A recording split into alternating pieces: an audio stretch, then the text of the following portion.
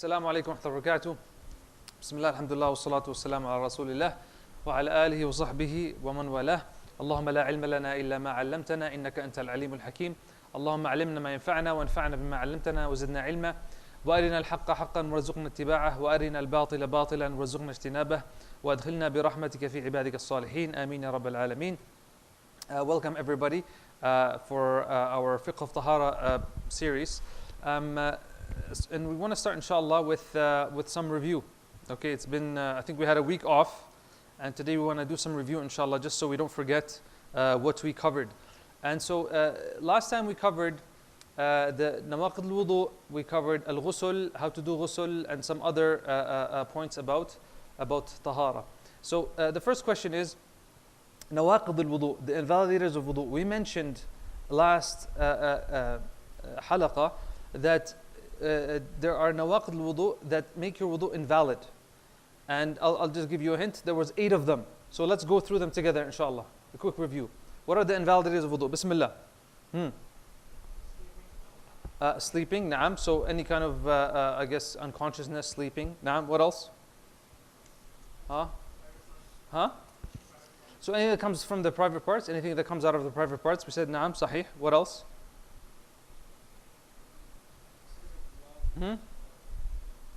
Excessive blood, excessive blood, excessive vomit, jameel. What else?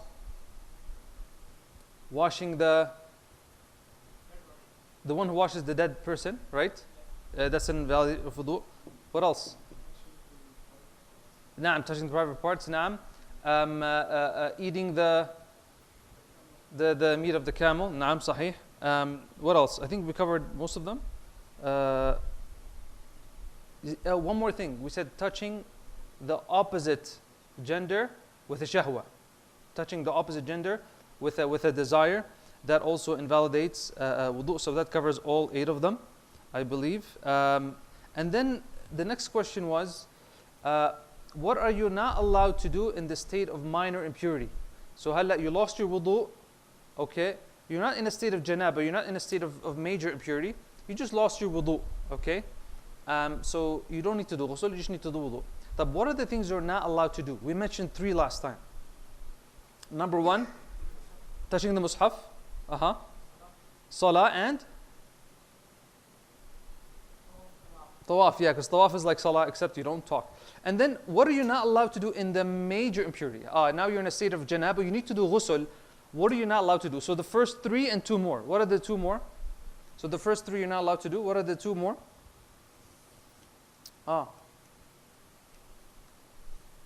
So you're not allowed to touch the mushaf, okay?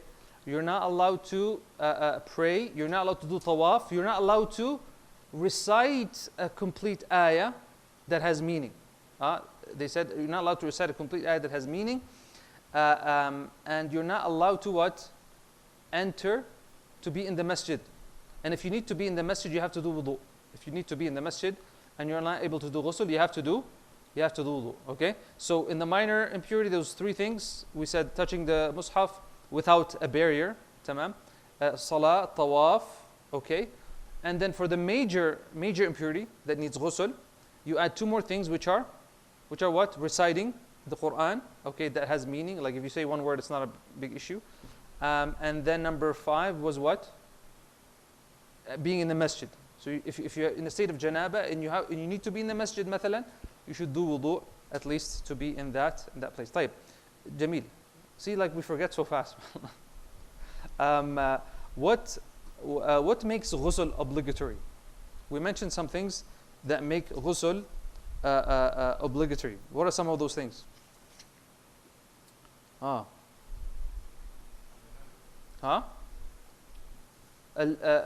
So yeah. So no. Like it is janaba, صح, but what makes it obligatory? So we mentioned a few things. How many of them were there? So what are let's just go through them quickly. What are some of the things that makes ghusl obligatory?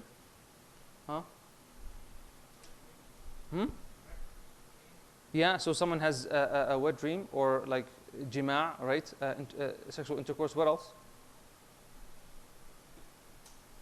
We mentioned a couple of them. Someone has to enter Islam. someone has to enter Islam, he has to do ghusl. What else? Al-Jum'ah, we said Al-Jum'ah, we said one of the recommended ones, right? Because we said we mentioned about 16 of them that are recommended. So, Naam? Did you say Umrah? No, this is recommended. We're talking about what's wajib. Okay? So we said anytime many comes out, okay? Anytime the private part touches the other private part, enters the other private part, the male part goes into the opposite gender without a barrier. What else? For the woman, we have al-hayd, wal-nifas, right? Menstrual blood and postpartum blood. We said non-Muslim enters Islam, and I think there was one more. Remember the next one? And death, al-maut. If someone dies, we have to do ghusl for them. Tamam? We have to do ghusl for them. And then one more thing, how do we perform ghusl? طبعا we said there's two kinds of ghusl. There's the one that's yajzi, yani it's enough, which is what basically you make your niyyah, and then you just make sure that water goes all over your body. Okay? That's the minimum. But we also mentioned that there's the sunnah way to do it, the way the Prophet ﷺ would do it whenever water was available. What was the way? There was 8 steps, basically. So you have your niyyah, bismillah, and then what do you do first? So not wudu. Wudu doesn't come first. First you wash your private parts, okay, number 1. Then you wash your hands. Then you do wudu, number 3. And then you wash your head, okay? You wash your head, like your whole head, right? And then you do your right side and then your left side and then water all over. Khalas. That's your ghusl. طيب, alhamdulillah. I think that's a good review. We'll all benefit from that. طيب. Today we want to cover at-tayammum. We want to cover at-tayammum, which is dry ablution. And we want to cover also izalatun najasa, how to remove najasat. And what's najas and what's najis, inshallah, we want to talk about that. That's also an important chapter in At-Taharah. And inshallah, we will stop around 9 o'clock. Maghrib is what? 8:50, 8:51? طيب. Inshallah, we'll try to get those 2 done. طيب. And then next week, inshallah, we will cover al-hayd wal-nifas, and then we'll be done tahara. We'll cover al-hayd wal-nifas. And I think it would be a good idea for us to do maybe a review of all the chapter through, we'll do like games, inshallah. Maybe we'll you guys ever played Kahoot? Anybody here played Kahoot before? Yeah, that's fun, right? See, he knows it's fun.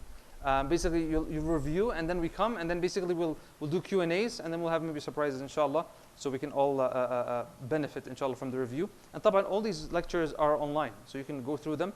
And I know someone's going to ask, can we have the slides? Inshallah, I'd like to share them. I don't know if we can find a way to post the slides or share them somewhere. We can do that, inshallah. I don't know if you can do it like in a link in the YouTube videos or something. Inshallah, we'll do that as well. This way you have access also to the slides. The slides are basically almost word to word from the matan, from the book, inshallah. طيب, let's start with at-tayammum. What is at-tayammum?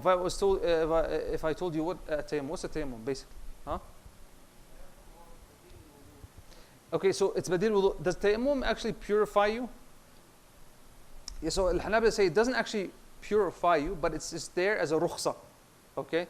It's a concession for you. Because you don't have water or you're not able to use water, then use فَتَيَمَّمُوا صَعِيدًا طَيِّبًا. Allah subhanahu wa ta'ala mentioned this a couple of times in the Quran. فَتَيَمَّمُوا صَعِيدًا طَيِّبًا, يعني do tayammum with صعيد, يعني with dirt that is pure and clean. طيب, so التيمم لغة, it means like when you aim or when you intend something. Okay? Where do we get this meaning? In Surah Al-Baqarah, Allah subhanahu wa ta'ala says, وَلَا تَيَمَّمُوا الْخَبِيثَ مِنْهُ. Okay? It's talking about a sadaqah, right? Don't intend to give the bad sadaqah. Like, let's say you have, you want to give away blankets, right? And so you have a really bad, ripped up blanket and you have a nice one. So Allah subhanahu wa ta'ala says, وَلَا تَيَمَّمُوا الْخَبِيثَ. Don't make niyyah or aim for giving al-khabith. Okay? وَلَسْتُمْ بِآخِذِهِ إِلَّا أَن تُغْمِضُوا فِيهِ. Allah says, and you yourself wouldn't take it, unless you cover your eyes. And you wouldn't accept it yourself. So why would you do that? Right? Some people, they think this is a sadaqah. Sometimes, yes, somebody's, what do they say? What's that saying? Someone's garbage is somebody else's, what's that saying? Huh? Ish? Yeah, or something like, there's a saying like, I don't know these aqwal, but yeah, like sometimes, yeah, what you might consider it's garbage, as long as it's acceptable, then it's fine to do that, inshallah. Anyways, the whole point is that the meaning of tayammum is like to aim or to intend something. وطبعا شرعا, technically, at-tayammum basically, it's to basically, take the dirt, right, and wipe your hands and your face. That's it, okay? بِوُجُوهِكُمْ وَأَيْدِيكُمْ مِنْهَا, Allah says, بِوُجُوهِكُمْ, your faces and your hands. That's it, tamam? With the intention of preparing yourself for prayer. So it's not, we'll talk about the intention. You're not intending to have tahara here. Your intention, we'll talk about it later, is you intend to make salah acceptable for you. You're making salah now acceptable for you. So that's basically what at-tayammum is. طيب, جميل. Some rules that go with at-tahara. So it has to be done with what? What do we do tayammum with? Can we do tayammum with like cereal? Can we do tayammum with? It has to be done with what? With earth, صح? With dirt, تمام? So it must be done with earth. طيب, the dirt or the earth هذا التراب has to have some conditions. It has to have dust. It has to have some dust, تمام? And so dust or dirt, even like if sand doesn't have dust, it wouldn't qualify. Okay, some sand will have dust, some doesn't, but it should have dust.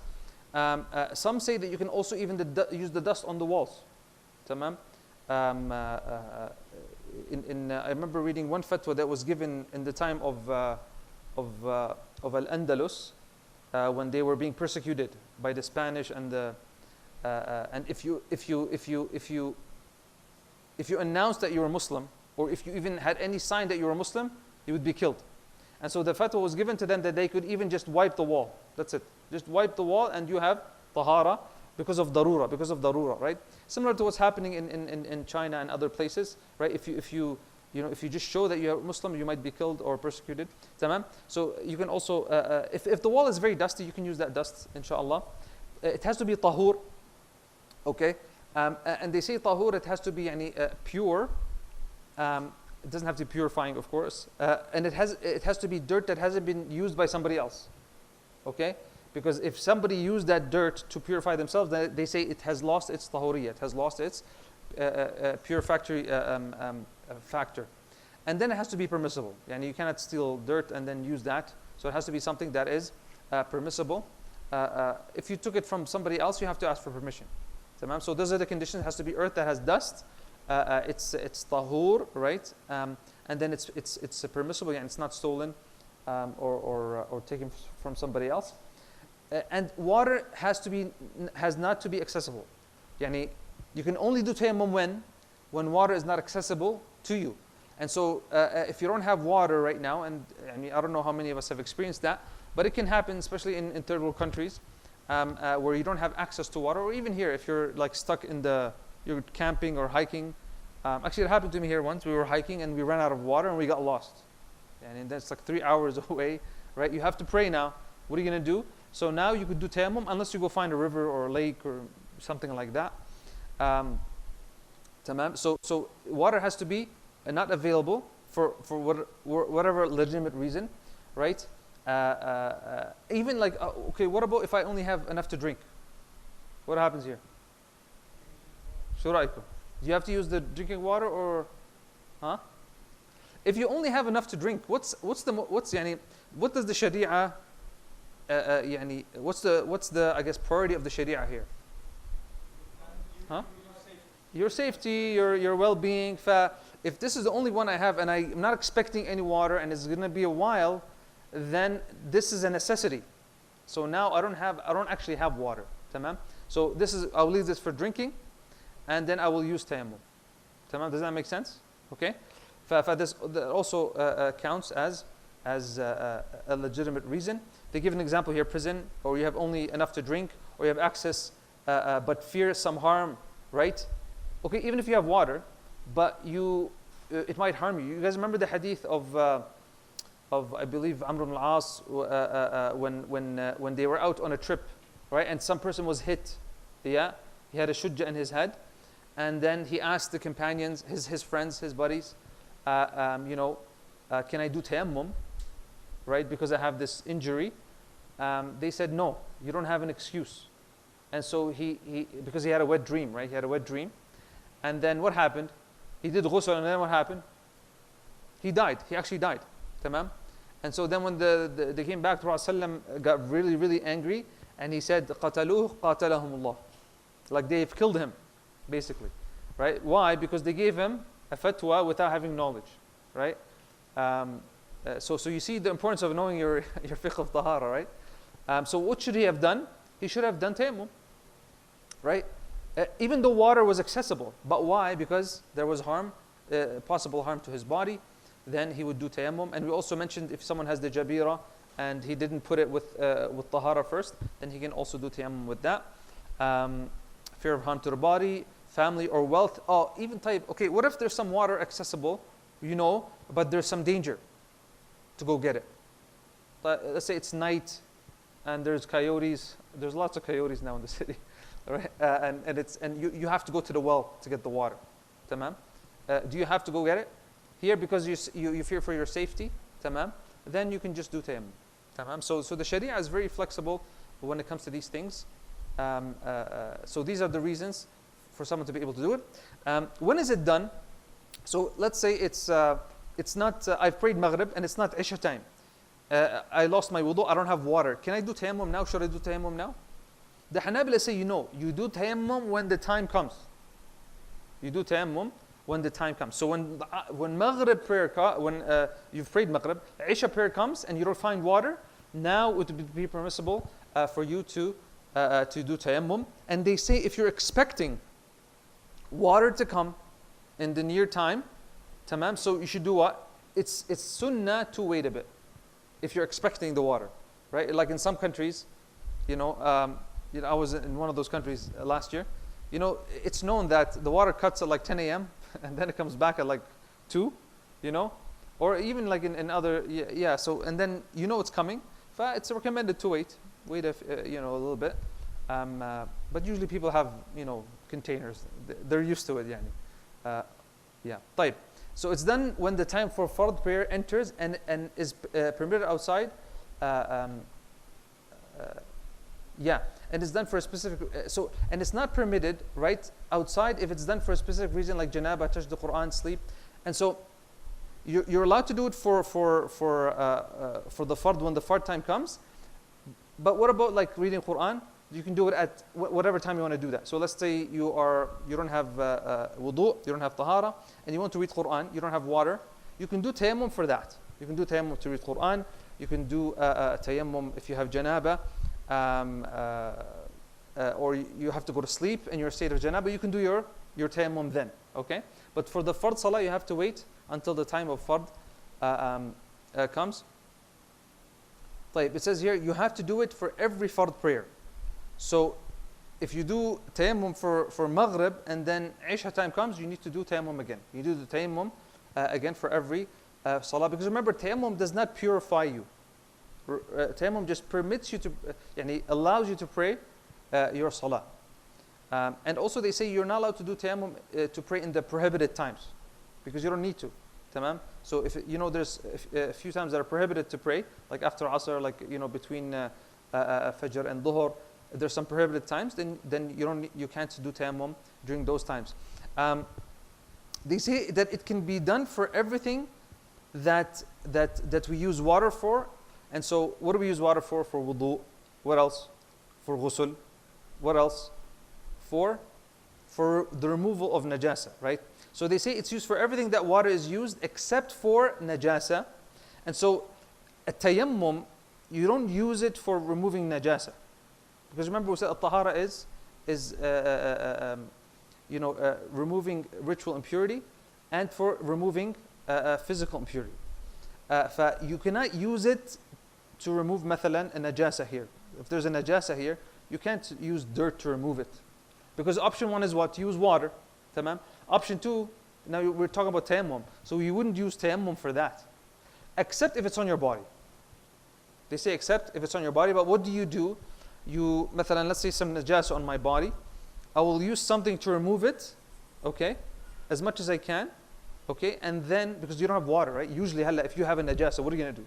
You're going to just wipe it? No, you're probably going to wash it with soap and remove it. But I don't have water, what do? Okay, we have magical or those wipes, right? But I don't have those wipes. You're probably going to wipe it or remove it, okay? And then you could do tayammum on that, to remove that najasa. To remove that, does that make sense? So that's how you purify that place. So they say, except najasa found anywhere other than the body. So we said anywhere on your, either on your body or your clothes or somewhere else. Those are the only three options. صح? On your body or on your clothes or everything else. We said everything else and the clothes, you cannot do tayammum for that. You cannot use dirt. But on the body you can. On the body you can. If there's a najasa, first you remove it, then you can do tayammum on that part of the body. طيب. And also for somebody who wants to, someone who wants to stay in the masjid, can he do tayammum? What do you guys think? Someone who's in the masjid, or someone who wants to be in the masjid, and he's in the state of janaba, major impurity. We said before that he's allowed to stay if he makes wudu, صح? We said that before, right? We did that in the review as well. But what if he doesn't have water? Does tayammum count? The Hanabila say no, it doesn't count, because it doesn't really purify him. Yeah, it doesn't give him that it's not equivalent to al-wudu. So for him, he can't do tayammum and stay in the masjid. Wallahu ta'ala, yani this is their opinion. If the water you have is not sufficient, let's say now you have some water, but it's not enough, and you have half a bottle, and you're not sure. Should you? And this is not, you have drinking water, but that's how much you have for wudu. Do you use it or do you do tayammum? What do you guys think? Without looking at the notes. Do you use it or do you tayammum? Because remember, tayammum only becomes allowed when when usable water is finished. But if you have a little bit of usable water and you don't need it to drink, the Hanabila say this is one of the reasons why there's a lot of khilaf in the madhahib, and this is good to understand. When we don't have a straight out evidence, dalil from the hadith or the Quran, then they use analogy, or they use ijtihad, like their mind, right? And so they'll have some rules. So here they'll say, well, we said that water, tayammum is only allowed when there's no water. But here you still have enough water, like you still have water. So what they say is you actually start your wudu with the water, and if it's not enough, you complete it with tayammum. I know you might say, okay, well, how? Like, okay. Well, I don't know if anybody actually fell in this situation, but they would say you would use, or someone would do what? Would just do the minimum for the wudu. Remember we said that there's the wajib for the wudu, and then there's the sunnah. Do you guys remember? Like we said, do you have to do 3 washes? No. Do you have to do 3? There's some things you don't have to do, right? And so maybe that would be the better option, okay, to do just the minimum of the wudu. Why? Because I don't know how I've never had to do this myself, but maybe someone might say, well, how am I going to put dirt on my wet my wet body? But basically, let's do it. So let's say now this is my wudu water. It's only half. I get to, I wash, I wash my hands, my mouth, my face. I do my arms, and khalas, water is finished. So what do I do now? I have to complete my wudu. So now I'll dry myself up, okay, just so it doesn't stick and stuff.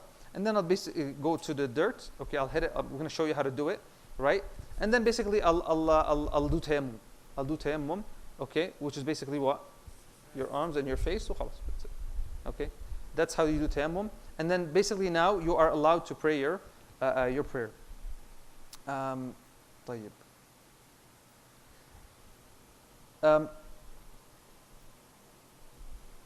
Otherwise, your tayammum is not valid. So you can have a jamil, yeah, and you can have a gap in between. You said so you can make sure you dry your limbs. طيب.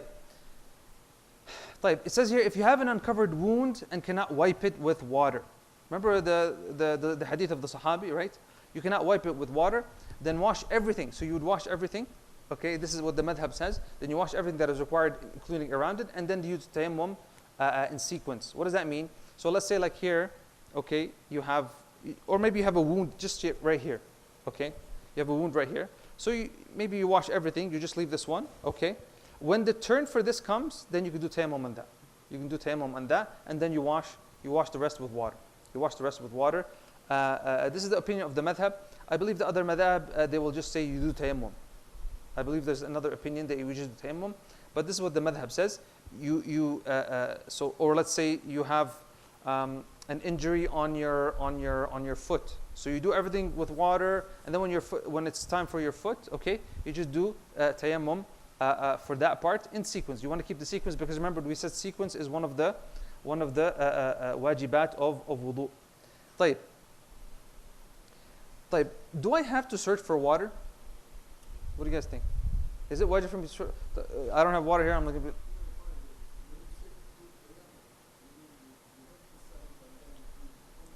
And in this instance, yes. Naam. For that one. Yeah. The full tayammum, I know what you're asking. The full tayammum is basically what?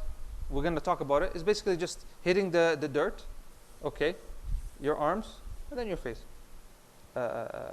Right? Afwan, the face first and then the arms, right? Because they say here, Allah subhanahu wa ta'ala mentioned the face first and then the arms up to here.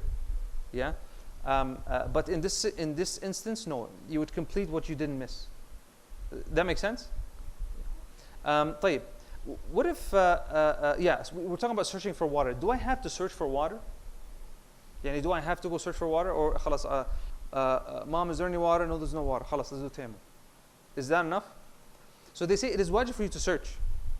Up to your ability. It's not like you're going to go the whole day and you see what you have. So searching for water is fard before doing tayammum. Otherwise, it will be invalid. So if someone just says, oh man, in my room, or there's no water here, but there's water in the masjid, I can go do wudu there, then you should go do wudu there. You should go get it.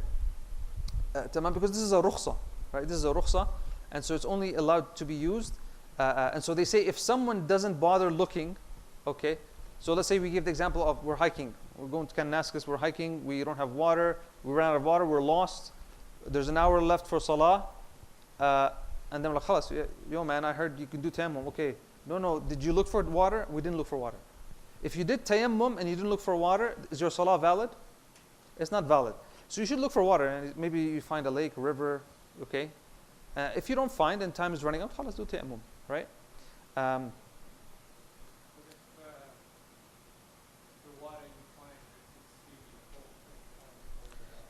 Again, we use the general rule. If it's harmful, then you don't have to. Yeah. Yani, I mean, if you're hiking in the winter, maybe, I guess. Aslan, I don't know, it'd be hard to do wudu in the winter. It was really cold. Yeah, la, khalas. Yeah, then yani, there's no reason for someone to put themselves in danger. Even if you had water yani, with you, yani, doing water in minus whatever temperature outside, that's extremely dangerous. You could get frostbite, and so you probably have somewhere to stay, or you did jama' or qasar. Or طيب. So the fard of tayammum, we said tayammum is very simple, right? You hit the dirt, okay? فَامْسَحُوا بِوُجُوهِكُمْ وَأَيْدِيكُمْ. So you would wipe your face and then your arms up to the wrists, okay? So I will hit, let's say there's some dirt here, I will hit it, right? And then I will wipe my face and then my arms, my hands up to this area here, and that's it. Something interesting here. Remember, we can do tayammum for minor impurity and for major impurity. For minor and for major. So for minor impurity, because it's wudu, the Hanabila said here we do qiyas. Remember wudu, we had two other conditions. We had the condition of order, right? And we had the condition of, right, of yani not waiting for the other one to dry. But whatever, and here there's no wetness, right? So for minor impurity, you have to have order. They say for ghusl, no. They say for ghusl, no, because in ghusl, remember, the order didn't matter. There was no order in ghusl. In ghusl, as long as you got the water over, yeah, it's fine. Tamam. So they say if you're doing tayammum for janaba, it's okay to if the order is mixed. But for wudu, you have to have sequence and continuity. Type. Let's keep going.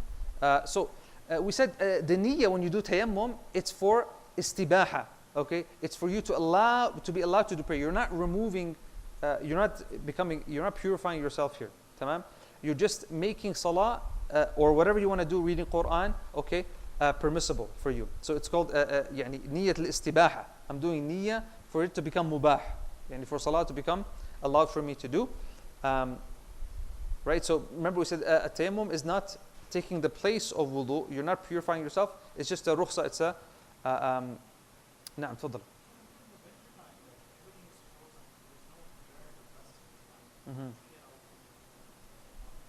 We're going to talk about the person who has no water and no dirt. يعني if you come to that situation, we're going to talk about, I think it's the next question. It's going to come up inshallah. We're going to talk about it. طيب, you cannot pray obligatory prayer with a tayammum that was done with intention for nafil prayer. So here, yeah, basically this is when you do tayammum, you have to make intention for what you're going to do. Okay? So if I make intention to just pray nafil, can I pray fard? They say no. But if you make intention for what is higher, the fard, then you can do a nafil as well. So that's why it's better when you do tayammum to do what? To do niyyah for fard salah, and now you'll be able to do nafil, and you'll be able to do reading the Quran, etc. طيب, what makes tayammum invalid? So now you made tayammum. How do I lose my tayammum? طبعا the time of prayer ends. So you did tayammum for Maghrib, you prayed Maghrib. Maghrib is over now, your tayammum has ended because now you have to do another tayammum for Isha.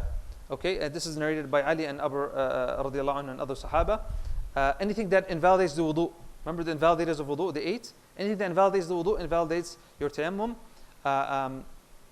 And then when water is available, khalas, now the water started coming from the tap, khalas, now your tayammum is finished, you have to do wudu, inshallah. طيب.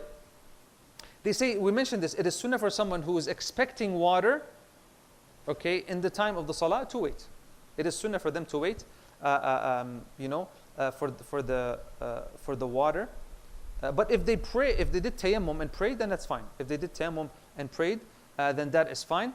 طيب, the last question here in tayammum, if a person has no water, طيب, do we say he uses dirt, tayammum? طيب, he doesn't have dirt. Like he mentioned here, Afzal mentioned that, طيب, I'm outside in the winter, طيب, there's no dirt. It's كله أبيض. It's all snow. What do I do now? What do you guys think? طب, I'm in the middle of the woods somewhere.